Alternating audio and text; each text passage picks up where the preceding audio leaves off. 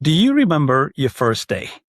Not your first day of school as a student, your first day as a teacher, or your first day at your job. The night before, did you sleep or did you lie awake, staring at the ceiling, running through every possible scenario in your mind? Did you pick your outfit the night before?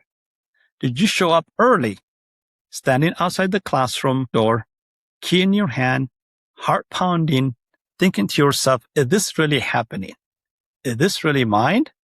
And then the moment the first student walked through the door, everything changed. All the doubt, all the nerves, all the what ifs gone. Because standing in front of you was exactly the reason you chose this.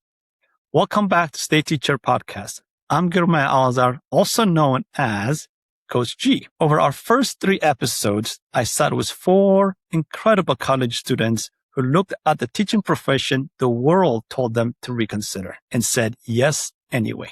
Their stories were raw, honest, and deeply inspiring. If you haven't heard those episodes yet, go back and listen. You won't regret it. But today, we take the next step in that journey. Today, we move from classroom preparation to classroom reality. My guest today is Elise. Elise just graduated from her teaching program. The ink on her degree is barely dry, and she was just hired as a first-year special education teacher. Let that sink in for a moment. Special education, one of the most demanding, most heart-stretching, most soul-filling role in all education. Elise didn't just choose to teach. She chose to show up every single day for the students that the world most often overlooks. Today, we are going to walk through her roots, ROOTS, why she started, the reason, the R, what almost stopped her, the obstacle, the first O, how she pushed through, overcame, the second O, and what she's carrying into that first classroom, and who she became or who she is becoming, the transformation, the last T. And lastly, we're going to ask her what's going to keep her in this field, keep her stay teacher, the S. This episode is especially for every new teacher standing at the edge of their first year, wondering if they are ready. Spoiler alert, Elise is ready. Elise, welcome to the Stay Teacher Podcast.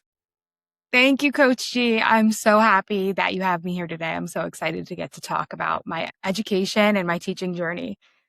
I am so excited to have you here. So we'll get started quickly so our audience get to know you. Give us just a quick, big picture of Elise. Where are you and who are you and all that? Yeah.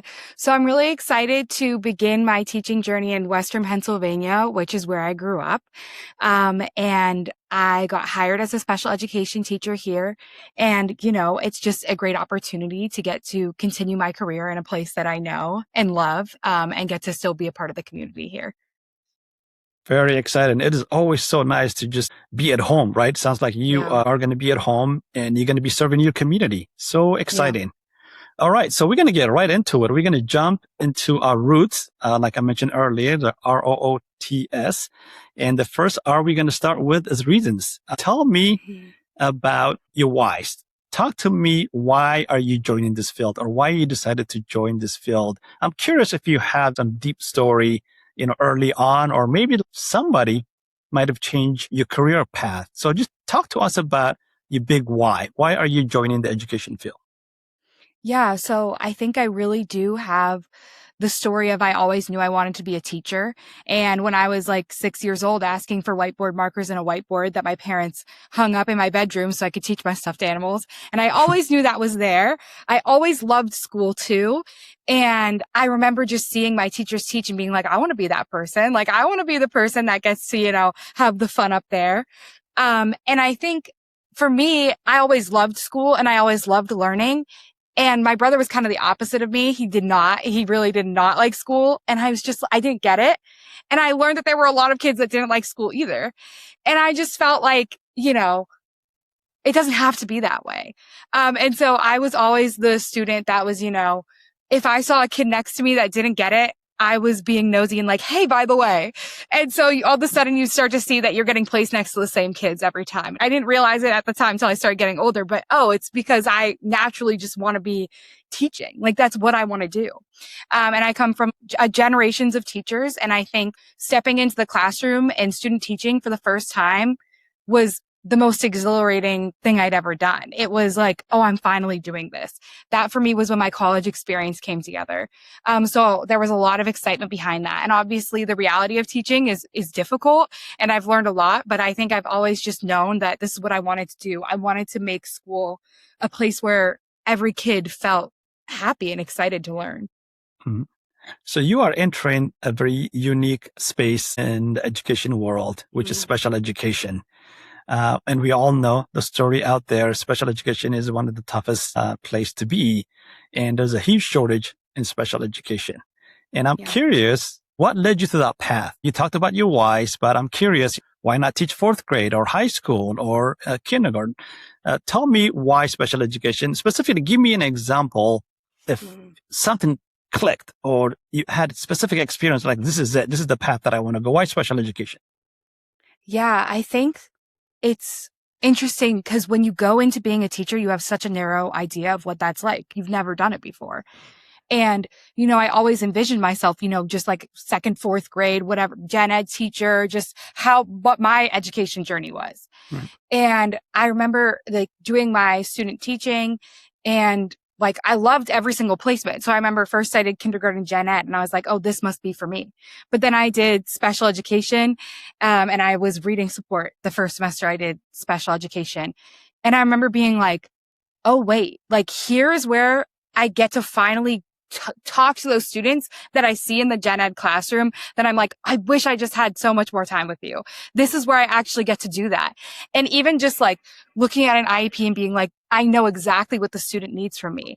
I think that was so exciting to get that experience. It feels like sometimes when a special education student is in the gen ed classroom and you're trying to meet the needs of every single kid, it's so easy to feel like you're trying to juggle a million things. And so to be a special education teacher is to say like, I get to give you and provide you the services that you need. And that to me is just so exciting because you don't have to feel like anyone's getting, pushed to the side at all. And I think that's something that is really hard to think about. You're constantly juggling all those things as a general education teacher, but to get to focus on the kids that you feel really need that intervention. It is, I get so excited talking about it. It's like the thing I can nerd out about, but there's no better feeling than like pulling that small group and being like, and I can help you right now. Yeah. I love your excitement. I love your passion, by the way. You kind of remind me of the young me. I remember I'm a former special education teacher also. That was my first position. I remember what I love about special education was that I got to be creative. I took a specific curriculum or specific goal or whatever that kid needed, that individualized support that child needed. I got to be creative. And I studied fine arts in college as in my undergrad. And what I learned from that is how creative you can be with your mind. So I took that and I started reading kids' IEPs and the curriculum. I said, how am I going to make this fun, unique, different for this child? And that's what I love about special education. Thank you for sharing that. So let's go to the next one. You shared your whys. Your whys are so deep. And with all these challenges, we talked about special education. There are some challenges. Right. So we're going to talk about the obstacles now, the next O. And let's talk about some of the obstacles you face. Again, this could be earlier in your career, or maybe it's currently. Let's talk about some of the challenges, the obstacles that you're facing, or maybe you're worried about certain things. Yeah, I think the obstacles mostly, I feel like that a lot of new teachers most likely face, including myself, is expectations versus reality. What you think teaching will be like and who you think you will be as a teacher versus like what it's really like. Yes. And for me, a lot of that came in like, especially when I was working with older students in like middle school, a lot of that came with things like behavior management. Like I never thought I would be the teacher to stand up there and feel like I couldn't get a grip on everyone in the classroom and no one's paying attention and you just are you feel like you're fighting a losing battle. I never thought I would be in that position till I was. Yes. It's just one of those things where you learn with experience and then you know how to deal with it going forward, but you need to kind of have those lows. And so I think that especially was a big wake up call for me Yes. of if you don't have management in your classroom, you're not teaching. Yes. And I think especially as teachers, that's a big area where we do not get as much training as I feel like we should. Yes. Because again, if you don't have that as the backbone of your classroom, it doesn't matter if you spent 40 days coming up with the best lesson. If your kids aren't paying attention, if they're not engaged, like throw it out the window. It doesn't matter. Yes. So I think that was the biggest thing for me was like, okay, what do I need to do? How do I need to carry myself? What kind of expectations do I need to lay forth with the kids? Because especially student teaching, you're coming into someone else's space. And so I think it sometimes feels like you need to be that person, but the kids like pick up on that. Yes. And so I think that was what was hardest was trying to find out who I was in a classroom of kids who kind of already knew what their class looked like. Yes. And that was really tricky. Yeah. And there were days where I would come home and I was like, I don't know what to do. But I was very lucky to have like a super supportive mentor teacher, talked to her a lot, texted her a lot. So I think it's just sometimes that expectation of you have this idea that you're just every day is going to be like perfect. And you get in and you're like, wow, the hard days are hard. But another teacher at the school that I talked to, she always said the thing about teaching is like, there are never two terrible days in a row. And I thought that was really true for me. Like I would come in and be like, I feel like nothing in that lesson went well. I feel like I didn't handle myself well. And then the next day, everything would go really smoothly. And I felt like the kids were learning. And so it's those good days remind you and those bad days, they keep you humble. So I think that was the biggest thing for me. There are so many more.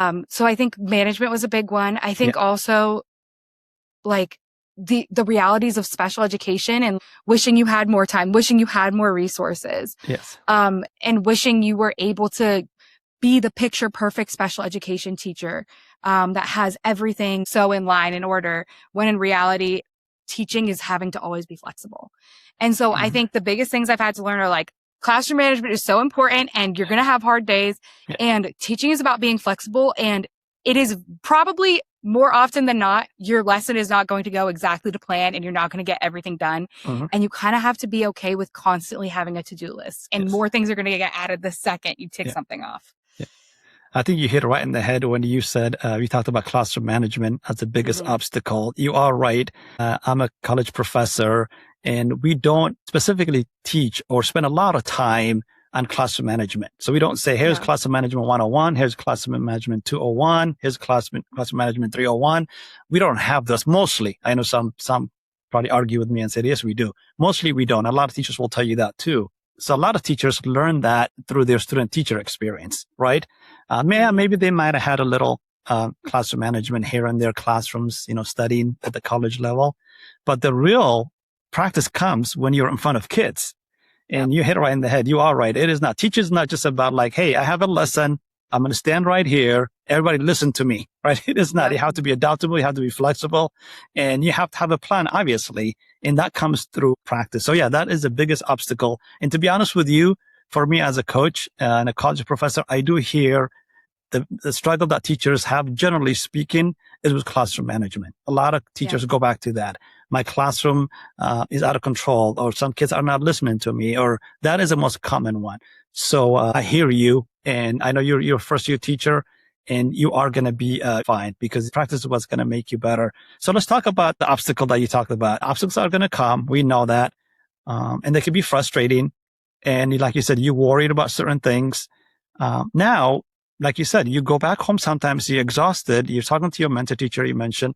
But what other things do you do? We're going to talk about the other now. How do you overcome this? Because this is challenging. You can't continuously have these obstacles and be a good teacher or do this work for years and years and years. You got to have a strategy. How do you overcome all these challenges? Talk to us about your specific strategy to overcome these challenges. Yeah, I think it's more, it takes a village than anything. Obviously, I worked a lot on, who I was as a teacher and my strategies, but I would be lying if I said that I just had this magical awakening and that things got better. For me, it was relying on the teachers around me, to really support me. And I think that's what I feel so lucky about is not only did I have my mentor teacher, but the school where I worked had an amazing like network of teachers that just cared about each other and cared about me, like knew my name, checked in with me when they knew my day was hard. And literally sometimes all you need to do is hear another teacher share their story of how everything went upside down. And then you're like, okay, I'm not alone in this. So I think the first thing is recognizing the role we play as teachers, you know, as we are the people that are in charge of managing and the kids will respond to us, but also recognizing that it doesn't mean that I'm not cut out for this. Like that was the thing that immediately would play through my head is like, no, someone who just has more of a presence, you know, that's someone who's made for it. Maybe it's not me. And that wasn't true. And so I needed to lean on those people and to understand that and almost like go through that struggle to realize like, no, I can still be a good teacher and have struggles. I think that was like a big thing for me. And I think it's just being willing to go back to the drawing board. And being willing to ask for help, get ideas from other teachers, and being flexible with that. And I think do not be afraid to tell other teachers. Do not be afraid to tell people you're like, there was one point where I literally, cause I subbed at this school after the school year was out. So I was working there full time. I was like alone with kids for the first time. And there were times where I would literally like come to a teacher with like tears in my eyes. They'd be like, oh, like, babe, this will not be your last teacher cry. Like no teacher is going to look at you after having a bad day in the classroom and say, I've never had that. Well, you're crazy. You're not cut out for this. No teacher is going to say that. And if they are like, you know, that's on them because teachers understand. No one understands it more than teachers. Right. Yes. And so I think being able to be vulnerable and have those moments with teachers where like, you know, the people that have been teaching for 30 plus years, longer than I've been alive, they'll say, I started out like you too. Yes. And they'll give you the ideas that you need. Yes. So I think for me, it's being able to go back to the drawing board as well as be vulnerable, build those relationships. I still am in contact with my mentor teachers. I still go out to them for advice. When I was doing my wish list, I was like emailing every person I ever met and like that I felt like I had a good connection with because those are the people that are going to get you through. Yes. I love it. I love what you said. You said so many great things there. One thing that I want to highlight is that, teaching first year, second year, it's going to be tough. And I always tell my teachers that I coach is like every profession you go to, it's going to be tough the first year or two. It doesn't matter what field you're going to be. You're going to struggle and learn. So, don't give up. I love what you said about your support system, mostly teachers. You're right. Teachers just know, right? They lived it. And as a community, we can support each other. But I'm curious, though, about outside school support. This is something that I want to know, and I'm sure our audience want to know, because at the end of the day, you're going to go home, right? You're going to go home at whatever time. You're going to be exhausted, and sometimes you're going to be energized. This is a great field. I don't want make it sound like you're going to be exhausted all the times. Yeah. But when you are hitting these obstacles, some of the things that you do outside school, like when you get home, to kind of ground you and anchor you. Do you have a family member or do you have a specific thing you do to just keep you going, boost that energy? Yeah, I think that is such a good question because that is something I had to work so much on.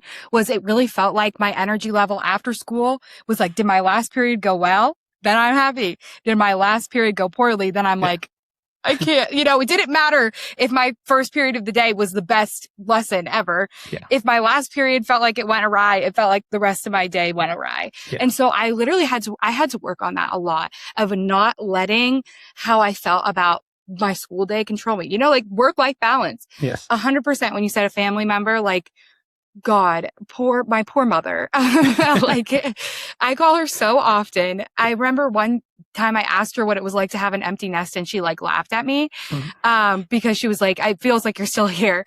So I think having those people, my grandma was a teacher, for like, 50 years. So I think connecting with her on this, when I first called her about a student and you don't think your grandparents, you forget they like lived full lives. And when she spoke so eloquently about teaching, I felt like I connected with her on a whole other level. Yeah. But for me, it's like, have a routine that gets you to think about like your school day ends and then even if that's coming home and immediately being like, okay, I need to like shower, I need to change my clothes, I need to walk my dog. For me, it would be like, me and the other student teacher that was at school with me, we would like to go to the gym a lot afterwards. Yes. And that was just such a nice way to decompress because it's impossible to say that you will not be affected by your work. I think as teachers, we our work is so important to us and that's why we do it. Yes. But it's just, being able to have that separation is so important because you cannot let it, dictate the way you live the rest of your day.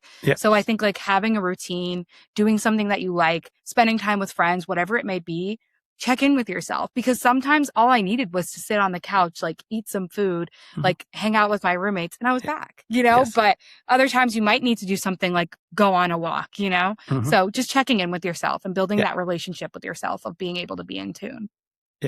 I love it. I think you just gave us some great ideas. You mentioned so many things. I want to give shout outs to all the moms out there. You are probably the fourth person that has mentioned their mom for support system to help them ground. I just want to say shout out to our moms out there. They're great. Yeah. So you got to have somebody, right? That's at the end of the day, not just at school, but when you go home, you got to have some support system. Some people like to work out. Some people like to talk, like you said, to their mom and go for a walk, just relax, because we all need to recharge. Because if we don't do that, we're going to be exhausted and we're going to burn out. And we don't want that. We need to find a way in it and to recharge. And that is a specific strategy, like you mentioned. Thank you so much. So we're going to keep going. So we're going to go to our next roots, the T, transformation. So let's talk about specifically, I want you to think about it this way. Think about it maybe 6, 7, 8, even 10 years ago, who you were a while ago. And you went through this process. You went to college, studied education, licensing and all that, and student teaching. And with this experience, who were you before? Yeah. And then who are you becoming?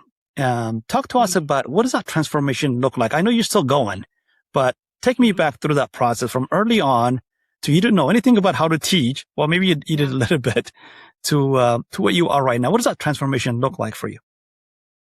I think especially being the kid I was very much the teacher's pet, loved school, did really well in school. That was my perception of what school was.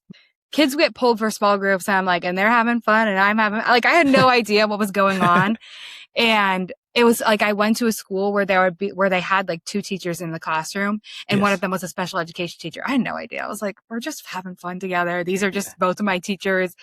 And so I had no idea how deep the school system went and how different schooling is for different students. Yes. I just had no idea of the behind the scenes of special education, or what even teachers go through. That's what I think about so much. I'm I should have been nicer. I mean, I was a great student, but I feel if students knew everything teachers did, it's so different. But I think for me, the biggest thing was not understanding that students might need so many extra supports. I was oh, they probably just need someone to explain it to them. I had no idea, I was just a naive student. And so I think that is the biggest thing I'm starting to understand is how much is constantly at play to keep these students, getting the best education they can. There are teams like OT, PT, speech, all the people that come in to support, all the literacy coaches, math coaches. There are so many people that work behind the scenes with different kids to keep schools running and to give kids the best education they can. And so much of that work is beyond school hours and not paid and just done for the passion and the drive of giving kids what they deserve. Yes. And so I think understanding how much teachers give and how much it takes to keep a school going, it really just gives you a whole new perspective on it. So I think I've definitely learned to appreciate schools, but also see where I also see that there's so much more room for improvement. But then, it's easy to critique.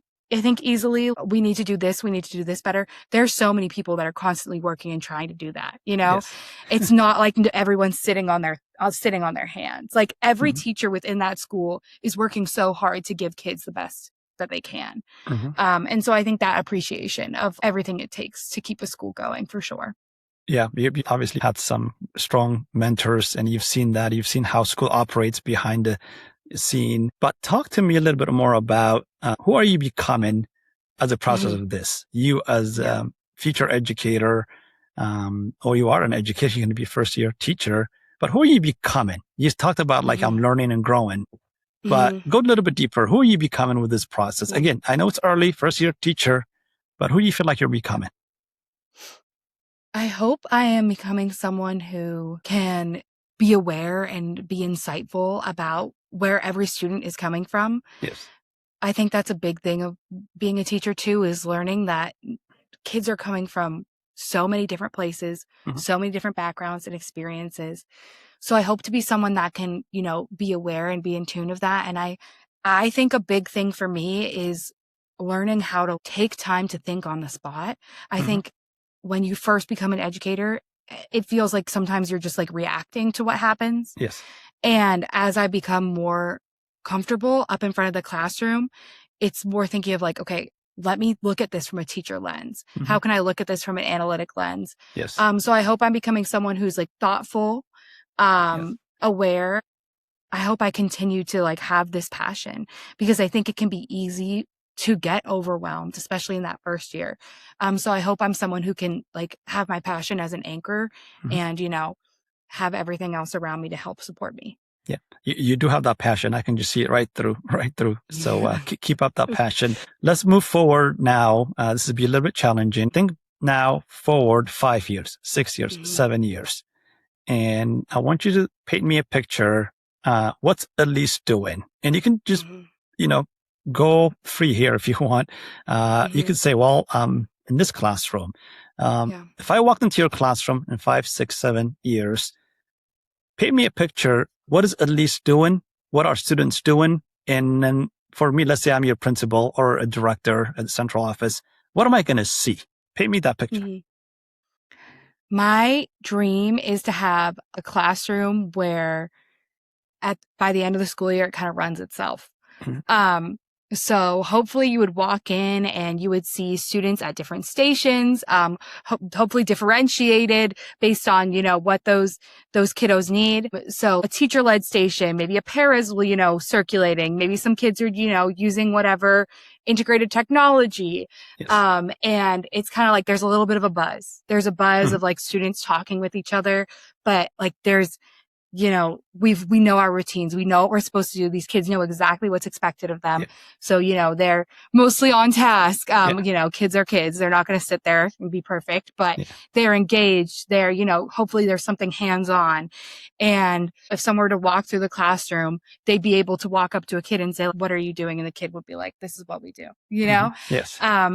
and I hope it would be a place where like there is excitement about learning. And when I think of what I want my classroom to be, I immediately think of it being like a hands-on place, Mhm. where kiddos are doing what they need to be doing. And yeah, it definitely wouldn't be idle. So that's kind of my vision. And I Yeah. think having a relationship with students that allows us to kind of have that Yeah. rapport of, I trust you to do what you need to do. Yeah. And yeah, so hopefully I really hope that that's what my classroom will look like in, 5-ish years. I'm really hopeful that life skills is like the career for me. No one knows where life will take you, but Yeah. I'm really excited about it. I really like the life skills aspect of it, of teaching those skills that students really need. And, so I'm hopeful that it's like a good fit for me and that I continue to enjoy special education. Yeah. So that's where I hopefully see myself. I hope that I am feeling balanced and that, I wasn't staying up so late that by that point, 5 or 6 years down the road, I kind of have my, cycles. I'm not remaking the wheel. Yeah. And so I didn't have to stay up all night making a lesson. I hope I have it, down pat by then. And that's where I see myself. Yeah, Yeah. hopefully. Yeah. Oh, and you keep saying hopefully, but I think you will. Mm. That's the bottom line. Yes. Yeah. Yeah. You hope things going to go well, but Yeah. I would say you will. You will have that class. I can just see your passion, your work. Mm-hmm. But quickly, just spend a few minutes, maybe. Mm-hmm. What about you? And not in this classroom in 5 or 6 Mm-hmm. years. Tell me about your actions. What are you saying? What are you specifically teaching? What are some of the specific skills that you're teaching in Mm-hmm. 5 years? Just quickly tell me about that. Specifically your actions. Yeah. I hope as a life skills teacher, my goal continues to be like getting kids to be able to be as independent as Mhm. possible. And so I can see that for me, I'm imagining maybe I'm taking data on, Yeah. like a task analysis, Yeah. seeing like what kind of prompting a student needs. And I think setting up the classroom so that it's accessible to students. Yes. I hope that, or I will. Yes, you I will. I know will. that. Yes. I will be doing these things Yes. and taking the role of almost the facilitator Yes. and letting the kids be, the students and like running the classroom, watering our plants, if we have plants, cleaning up the classroom, taking that into their hands, learning those life skills as well as the academics of reading, math, etc. Perfect. You mentioned, by the way, I'm glad you said will instead of hope. I love it. It's just right? like you're growing and learning. Yes, you will. I think you will be very successful, specifically being special education. It's all about teaching kids skills. I always teach to my teachers that we want our students to go from dependent learners to independent learners. Yeah. And that's pretty much what you said. So that's great. So let's go to our last one from our roots framework is the S, stay. You are obviously, I can just feel your energy, your passion. You are going to be an excellent teacher. I know that. Thank you. 5 years from now, I'm not hoping you are going to be one of the leaders. You are going to be one of the best teachers. So I'm going to ask it now from principal's perspective or assistant principal or central office administrator. And I just hired you. And I got to keep you, right? I got to keep you because you're a strong teacher and you are in the field, special education field that is in high demand. And I need you to stay in my school or school district. Be honest with me. How do I do that? What do I need to do to keep you stay teacher? Yeah. I've even preached this and everyone's preached it to me. And it's always like advocate for yourself, which I think is great. And I think it's true, but I also don't think it should always fall on the teachers to be advocating for what they need.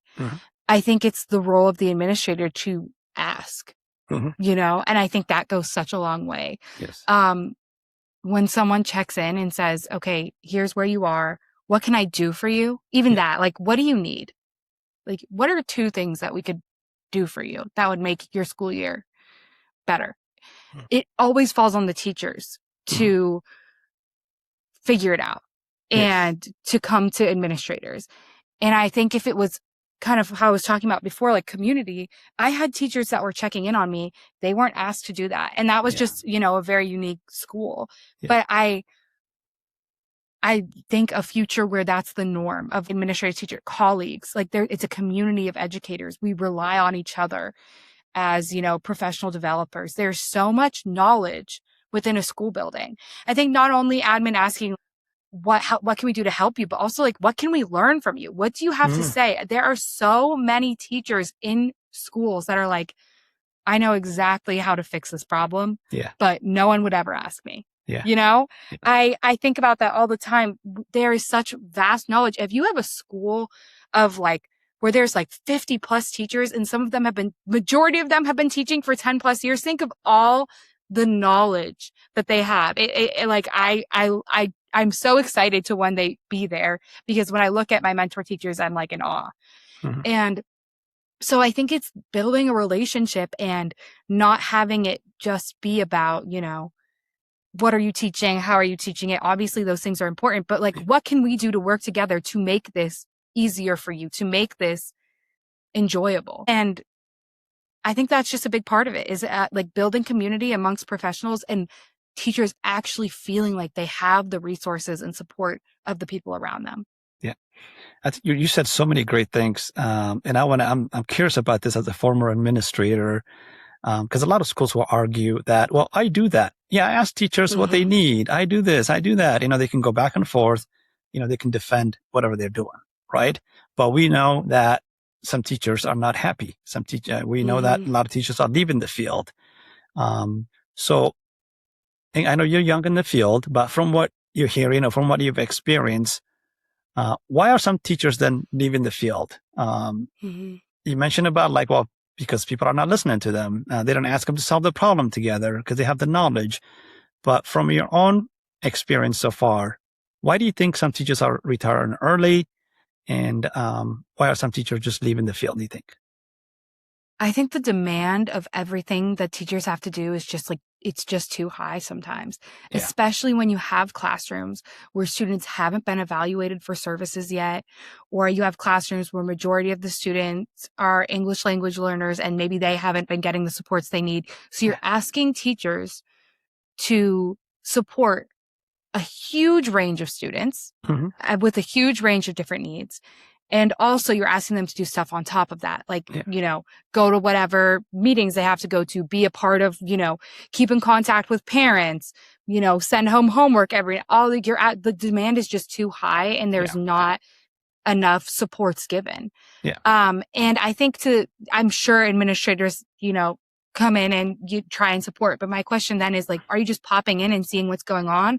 Are you coming into the classroom and saying, hey, do you need to go to the bathroom? Like, I can take over for a second. Like there's a difference between I'm popping in, that I'm here, because that can almost feel like, monitoring, like micromanagement, versus I trust that what you're doing is good. So I think the demand is just a lot, and especially teachers in their first year, but then even experienced teachers are saying that things feel different now. Like it just feels like the asks are getting higher, the pay isn't getting better, and there's just more being asked of teachers to do more and more. And so I think often about how cars have changed from the 1950s to now and how classrooms have changed, and classrooms look exactly the same. Like we are not adapting with the times and the technology as fast as other areas are. And so I think that also plays a big part in it. It's a lot of things are changing, but I don't know if the classroom is necessarily keeping up with those changes. I don't know the exact right answer, but I think teachers are just being asked to do something that they know isn't working. Like we're giving teachers curriculums that they know do not work for their students. We're asking teachers to do things that are not evidence-based and they know what's better. So they're constantly having to fight to do what they want to do and be the experienced professionals they want to be. So you're bringing up a lot of great points and challenges that we face. So with that, we're talking about how do we keep teachers in this field, stay teacher, right? So with all these challenges, we know the challenges are not going to go away, right? Like you said, the demand is increasing, right? The classrooms haven't really changed. So then how do I still keep, think of it now from this perspective. I'm a superintendent, or I am a school board member of this community. What do I need to do? At least start doing to make sure that, again, you mentioned the challenges. What can I do? Because I have a lot of power as a superintendent and a school board member. I understand the challenges. You mentioned about listen to the teachers, be intentional. But I want to hear some specific examples for you as a young teacher. What can I do as a superintendent or school board member to keep you teacher? Something like immediately is like, a good mentorship program, like a mentorship program that isn't just like, maybe there'll be someone at your school that checks in on you, but someone who's dedicated to helping you through those first couple of years. That's a big thing for me. I also think having people, if I were to come in on the first day and I had, like a literacy coach or someone come up to me and be like, here are great resources that a lot of our teachers use, like someone to provide you with those steps. And because I think there's a lot of pressure on teachers, like I mentioned earlier, to reinvent the wheel. The amount of times throughout my college prep that I had to make an original lesson plan instead of looking at a curriculum and adapting it.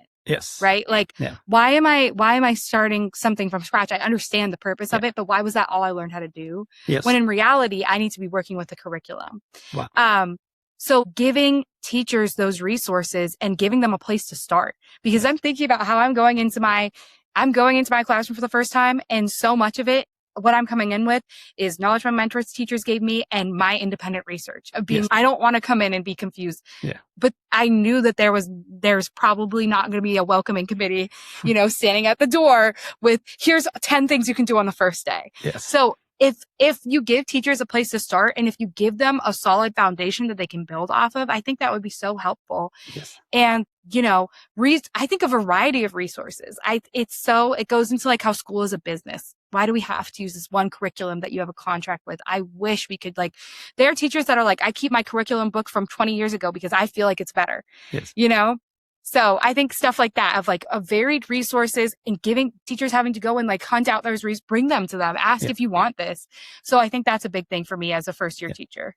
I love immediately you said something that is crucial is mentorship.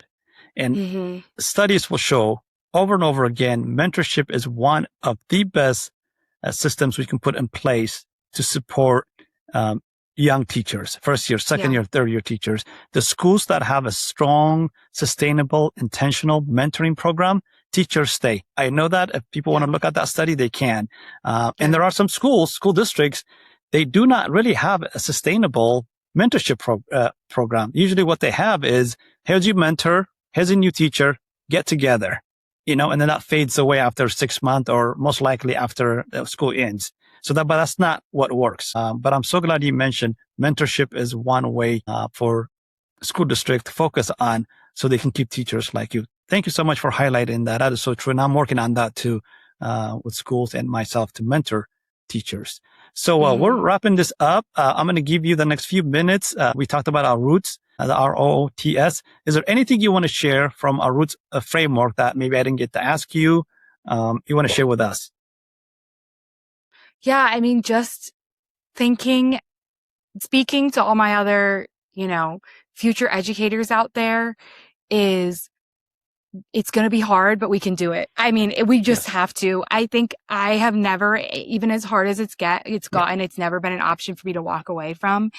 And give yourself that time and that grace. That's something I am working on, learning that being a teacher means not knowing everything and having days where things go wrong. That is just what being a teacher is. There's no way around it. Like teachers of 20 years will have days like that. So I just think, give yourself grace. We're going into a field that literally, when I say I'm going into teaching, especially special education, you would think I told people like I'm going off to war. So it's definitely, there's a lot of pressure, but then I'm also very grateful for the opportunities that teaching has given me and the relationships I built through it. So there's so much good that people do not talk about as well. The hard parts are hard, but the good parts are good. And nothing worth doing is going to be easy. 100%. Yeah. Oh, I love it. I think for me. Oh, yes. You hit right in there. I love it. I just, your passion, you're already like miles ahead with all this. And you're right. It is at the end of the day. Yeah, it's going to be hard, but the rewards are so big, right? And if we are not doing this work, who else is going to do this work? And I always said this, I'm going to say it again, is every profession is possible because of teachers. Without us, other professions just don't exist. So yes, it's hard, but the reward is so big. You just got to keep doing it. Wow. You just said it perfectly. I probably just butchered it. You said it way better than I did. So thank you so much, Elise. This was great. So we're going to wrap it up. So I just want to say thank you so much to Elise, our guest. And I want to say thank you specifically for her honesty, for her courage, and for sharing her story. You have no idea, Elise, how many teachers needed to hear that, what you just shared today. I'm sure new or older teachers or experts in the field love hearing it. So, but to everybody listening, whether you are just starting out and wondering if you made the right choice, whether you are in the middle of your career and running on empty, or whether you are just a veteran teacher, giving decade to this profession, this podcast exists for you. Teachers don't just shape classrooms. We know that. They shape the future. They shape lives. They shape the world. And the world needs you to stay. And this episode moves you. Please share it with at least one teacher. Obviously, the more the better. And leave us a review. Follow us. And if you have a story to share, or you have, somebody that needs to share their story, please reach out to us at stayteacher.com. Your story matters. Your roots run deep. Until next time, I'm Coach G. Stay teacher. Thank you, Elise. Thank you, Coach G.